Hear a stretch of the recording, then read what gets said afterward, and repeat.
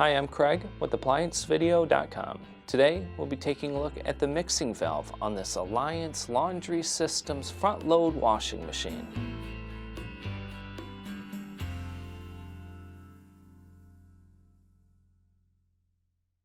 Stop. Before beginning any repair, always be sure to disconnect the power to the appliance.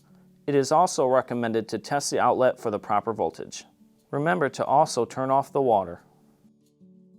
The main reasons why you'd be replacing your mixing valve would be if it is cracked and leaking, or the unit may not be filling. To begin the repair, click on the link below to view this repair video. ApplianceVideo.com guides you step by step, giving you the confidence to avoid recalls and callbacks, also saving time on repairs.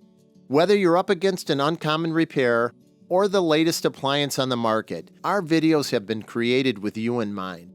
Our growing library of videos have been produced using our factory-certified technicians who have extensive infield experience over the past 30 years. ApplianceVideo.com provides high-quality repair videos that anyone can follow, regardless of their skill level. We are here to help. Click on the link below to view this repair video and let us help you do it right the first time.